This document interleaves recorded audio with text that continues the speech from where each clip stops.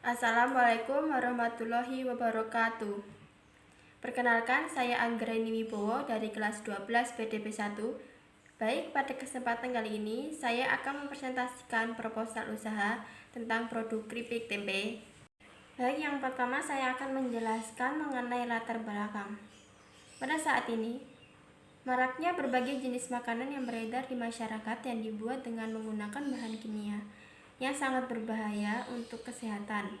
Maka dari itu, masyarakat harus lebih berhati-hati dalam memilih makanan yang akan mereka beli. Yang saya ketahui, masyarakat hanya mengutamakan rasa yang enak, ukuran yang besar, dan harga yang murah. Mereka tidak begitu memikirkan kandungan yang terdapat dalam makanan yang mereka konsumsi tersebut. Untuk itulah saya bermaksud untuk membuat usaha keripik tempe yang memiliki rasa yang enak, harga yang cukup murah, berkualitas, dan memiliki gizi yang cukup untuk memenuhi kebutuhan gizi kita semua.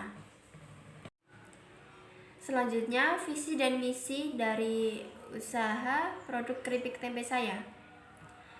Visi dari usaha keripik tempe saya yang pertama yaitu memperkenalkan camilan keripik tempe dengan rasa khasnya. Kedua, menjadikan camilan tradisional yang khas Indonesia yang mampu mencapai dan menembus hingga ke pasar secara global. Ketiga, menjadi prosedur makanan ringan yang terpercaya dan berkualitas. Keempat, menjadikan camilan keripik tempe supaya banyak diminati dan disukai kalangan masyarakat. Selanjutnya, misi produk keripik tempe saya. Pertama, memenuhi kebutuhan konsumen dengan melakukan stok barang yang cukup dan berkualitas tinggi. Kedua, memaksimalkan sumber daya dan menciptakan makanan ringan yang diminati masyarakat. Ketiga, menyediakan camilan enak dengan harga yang sangat terjangkau. Keempat, menciptakan makanan ringan yang enak dan diminati banyak pembeli. Selanjutnya, analisa peluang produk atau biasa disebut dengan SWOT. Yang ke-1, strength atau kekuatan. Yang pertama, produk kami memiliki nilai gizi yang tinggi dan menggunakan bahan baku yang sangat berkualitas. Yang kedua, perolehan bahan pokok atau bahan bakunya yaitu kedelai. Jadi mudah untuk kita mendapatkan bahan tersebut karena dengan kondisi geografis Indonesia memiliki tanah yang sangat subur. Yang ketiga, nutrisi tidak akan hilang karena digoreng pada suhu rendah, yaitu dari 80 sampai 850 derajat.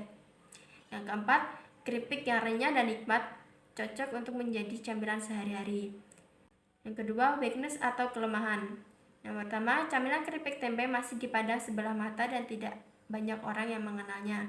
Yang kedua, camilan keripik tempe seperti makanan pada umumnya, yaitu memiliki kadaluarsa sehingga tidak bisa disimpan terlalu lama. Yang ketiga, camilan akan mudah rusak jika penyimpanan yang dilakukan tidak seimbang atau ditumpuk. Yang keempat, kemasan produk yang terlalu sederhana. Yang ketiga, opportunity atau peluang. Yang pertama, kondisi masyarakat yang semakin konsumtif sehingga mempermudahkan kita untuk memasarkan produk keripik tempe kita.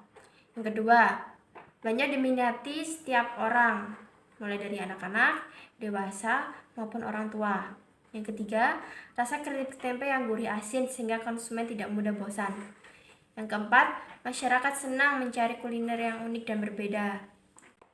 Yang keempat, threat atau ancaman. Yang pertama, jumlah kompetitor yang terus meningkat. Dua, adanya produk lain yang lebih menarik.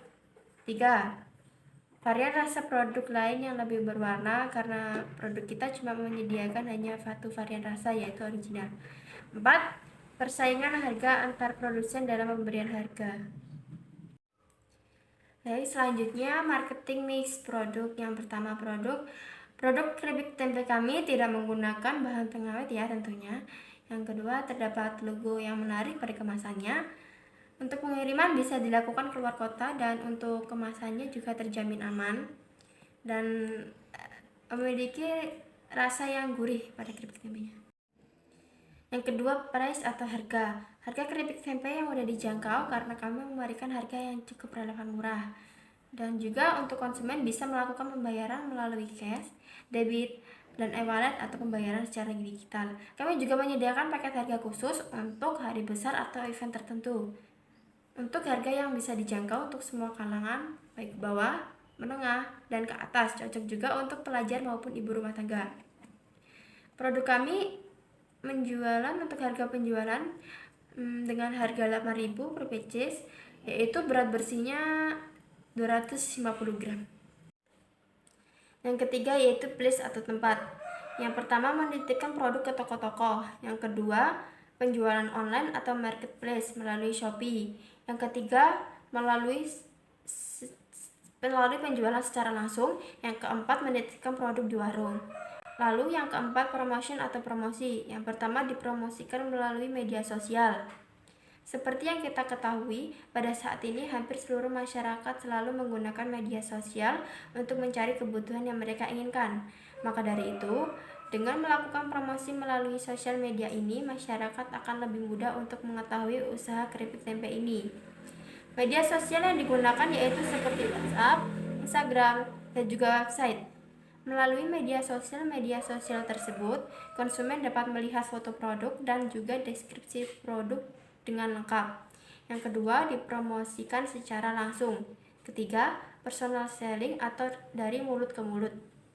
Dari mulut ke mulut, menurut saya promosi ini merupakan promosi yang paling mudah dan sederhana dan tidak memerlukan biaya yang banyak untuk melakukannya. Saya cukup bercerita kepada teman-teman dan keluarga untuk membeli dan mempromosikan produk yang saya buat, sehingga tidak secara langsung konsumen dan masyarakat akan mengetahui juga. Konsumen tersebut akan memberitahu kepada orang lain untuk membeli camilan keripik tempe di tempat saya. Keempat, menggunakan brosur. Kelima, mempromosikan melalui blog. Baik, bisa kita lihat di dalam penjelasan tersebut ada rincian modal awal saya untuk memproduksi keripik tempe. Bisa kita lihat ada tempe, tepung terigu, minyak, dan lain sebagainya. Total modal awal saya yaitu sebesar Rp363.000. Selanjutnya berikut rincian laba rugi, laporan usaha ekuitas, dan neraca. Bisa kita lihat ya untuk hasil neraca balance atau seimbang. Berikut hasil dari analisa keuntungan dari produk keripik tempe. Untuk hasil FC atau biaya tetapnya yaitu 90.000 dan hasil VC atau biaya variabelnya Rp273.000 dan untuk BEP rupiahnya itu 3.000 dan BEP unitnya 2 pieces dan untuk keuntungan setiap 250 gram per kemasannya Rp2.000. Selanjutnya analisa resiko. Setiap resiko saya hanya memiliki 4 poin setiap resikonya. Yang pertama, resiko produk. 1. Masa kadaluarsa produk cukup singkat. 2. Tidak memiliki varian rasa. 3. Produk mudah remuk. 4. Kemasan produk yang kurang menarik. Yang kedua, resiko keuangan. Yang pertama, rugi jika semua produk tidak semua terjual. Kedua, pendapatan yang menurun. Ketiga, biaya yang terus-menerus membengkak. Keempat, kekurangan kas ketika harus bayar supplier. Yang ketiga, risiko operasional. Yang pertama, pengantaran produk cukup lama jika keluar kota. Kedua, pemrosesan yang tidak konsisten. Ketiga, kesalahan pengiriman barang. Keempat, pelayanan online yang tidak selalu 24 jam. Yang keempat, risiko pemasaran. Yang pertama, produk makanan ringan yang cepat berubah. Tren makanan ringan yang cepat berubah. Kedua, produk kurang menjual. Ketiga, label yang belum terlalu dikenal masyarakat. Keempat, kemasan yang terlalu sederhana. Baik, berdasarkan uraian ini dapat disimpulkan bahwa dalam memilih produk perlu mengetahui terlebih dahulu berbagai macam hal dengan hal yang berhubungan dengan tampilan keripik tempe, seperti mengetahui bahan-bahan yang digunakan dan cara membuatnya. Dan juga hal ini tentu saja telah membuktikan bahwa berbisnis itu juga dapat dilakukan atau diproduksi di mana saja. Bisnis ini dapat membuka peluang usaha bagi masyarakat untuk dapat berwirausaha dengan modal yang tidak terlalu besar. Cukup sekian presentasi dari saya. Mohon maaf bila ada kekurangan. Wassalamualaikum warahmatullahi wabarakatuh.